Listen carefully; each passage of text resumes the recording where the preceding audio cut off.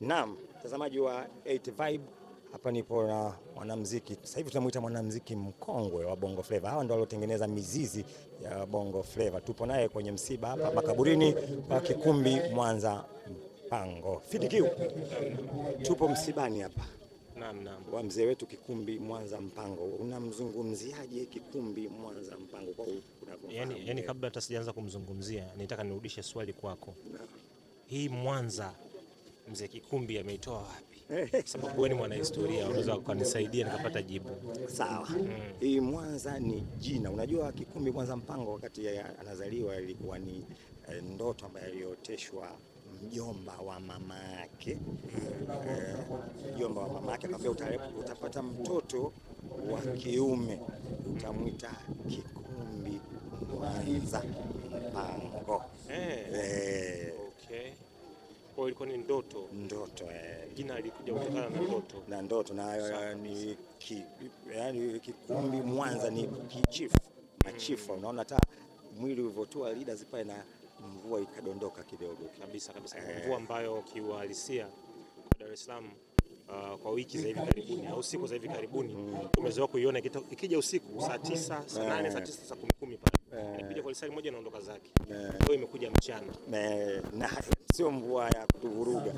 Imekuja mwili ulivyokaa vizuri ikaondoka.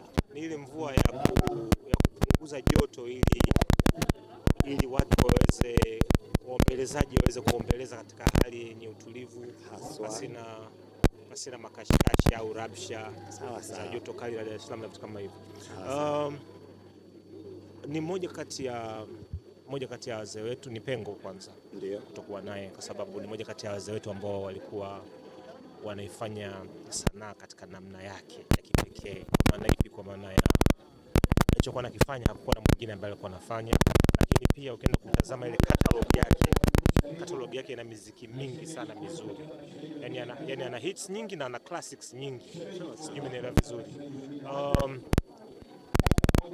Sijui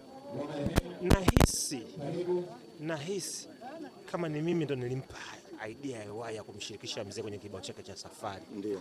Kwa sababu simuoni yeye kwa alipata ile wazo la kushirikiana na huyu mzee. Kwa namna moja au nyingine naona kwamba aliniwahi kufanya naye. Umeelewa vizuri Na kwa nini mimi wanakimbilia kufanya kazi na hawa wazee? Na wanakimbilia kufanya nao kazi kwa sababu kwanza wana sauti za kipekee na muziki kwao ni kitu ambacho waliumbwa nacho.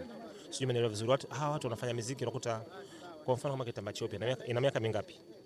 Ina miaka mingi sasa hivi. Zaidi ya 25. Zaidi ya 25, lakini bado inaonyesha ina miaka zaidi ya 25 mbele. Itaendelea kwamba ikipigwa inakuwa inaamsha ari fulani, inaleta furaha fulani na kuakisi amani kama ambavyo ujumbe wake ulivyo. Sasa huu sio uwezo wa kawaida. Hususan ukiangalia na hii muziki ya siku hizi ambayo tunafanya, muziki fulani ambao unafanya vizuri tu wiki moja afu wiki inayofuata haupo. Na haupo sio kwa sababu uchezwe, haupo kwa sababu ukichezwa unakuchafua wewe. Umeelewa vizuri? Ushakuta ngoma fulani kama unaipenda ikipigwa baadaye inakuwa inakuchafua.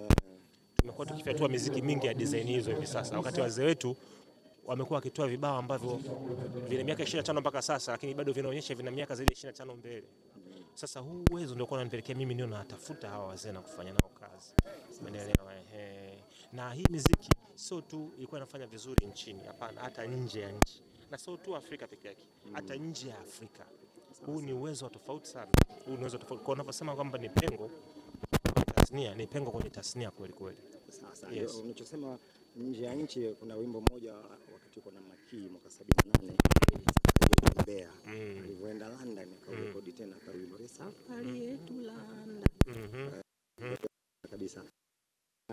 Cha nje kweli, hawa na nje wakipiga muziki unaona mikono juu wananyanyua wazungu. Yes. Kwamba muziki hauna lugha maalum. Kwamba watu wana struggle, watu wanapambana kufanya muziki ambao unaeleweka, lugha labda waimbe kwa Kiingereza kwa nini. Hawa wazee wanafanya muziki ambao hauna lugha maalum. Yani kwamba anafanya Kiswahili lakini kinamfikia mtu ambaye hajui Kiswahili. Anaona kabisa kwamba huu ni muziki ambao unasababisha mimi nijisikie vizuri, au ni muda kupeperusha kitambaa cheupe, ishara ya amani. Sijui umeelewa vizuri. Kwa hiyo uwezo wa kutumia tu lugha yako hiyo lugha mama na kuweza kufika duniani kote sio kitu kidogo sana. Sio kitu kidogo kama ambavyo watu wengi wanaweza kuwa wanafikiria. Ni uwezo ambao wasanii wengi wana struggle kuwa nao. Na ndio maana unaona wasanii tunao sasa wasanii wa Tanzania wengi ambao wanajaribu kuchanganya na Kiingereza kidogo na nini ili waweze kueleweka. Sasa hawa walikuwa hawajali, wanaweza kupiga tu Kiswahili chake afu kikaenda. Waliwezaje ndio inabidi sasa tuanze kuwa tunafanya tafiti. Sasa.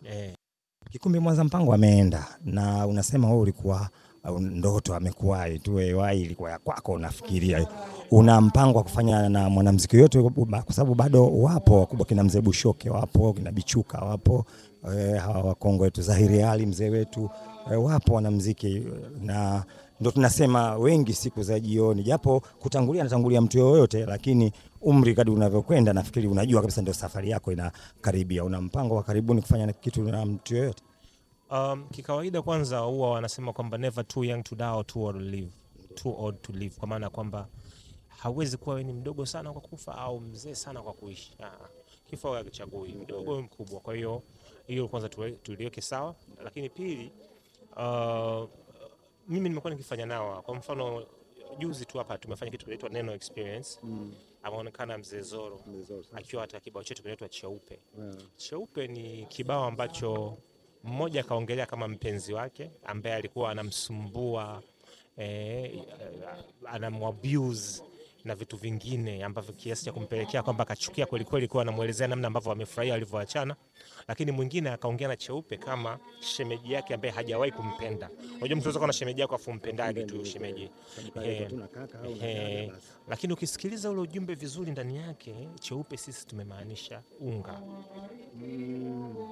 Sijui umeelewa vizuri Mmoja kaongea nao kama mpenzi wake wa zamani ambaye kamuathiri, kamfilisi, kamdhalilisha, kampelekea aweze kufanya vitu ambavyo hajawahi hata kuviota kuvifanya. Na mwingine kaja kumuelezea namna ambavyo ni shemeji ambaye amekuwa akimchukia kwa sababu kwanza kamuona ni shemeji mfungishaji, hana msimamo, anataka huku na huku, hana shukrani. Ukimpenda sana anakupa kifo cha mapema na vitu kama hivyo. Kwa hiyo tumefanya naye hiyo kitu. Mzee alitokea pale na alikuwa kinara. Vizuri alikuwa kinara, watu wengi walipenda alichofanya. Pitia utaona performance yake ilipendeza sana. Kwa hiyo si yeye tu, kuna wengine wengi ambao tumefanya nao, sema tu kwa sababu tu za kiofisi. Kuna majina mengine hatuwezi kuya reveal au kuyachanabaisha, lakini kadri siku zinazozidi kwenda tutaenda tunafahamishana. Sawa. Mimi nina msemo kwako, unajua kwa misemo wewe mtu ambaye hajapata msemo wako kuutumia, mimi msemo wako ndio si usahau. Unasikiaje? Unaonaje? Maana yake ukimpiga hivi kwenye sikio, unajisikiaje? Na wewe unampiga ya jicho. Unajionaje? Mimi nakushukuru sana Ngosha. Asante sana. Na labda kuweka usawa huo msemo, unasema kwamba akupigie ngumi ya jicho na wewe mpige sikio. Akikuuliza unaonaje na wewe muulize unajisikiaje. Lakini maana yangu ni kwamba wewe ukinipiga ngumi ya jicho mimi nitakuwa naiona, lakini kupiga sikio utakuwa unaisikia. Kwa hiyo alumia nani anaisikia au anaiona? Kweli huyu jamani ni Ngosha Mzaramo ambaye alizaliwa Ungoshani huko kwa bahati mbaya, lakini huyu ni mwanetu kabisa. Huyu ni Mzaramo. Kwa maneno haya hamna Ngosha mwenye maneno haya. Kama kunipa kadi ya Uzaramo, asante, naichukua. Ichukue. Asante sana.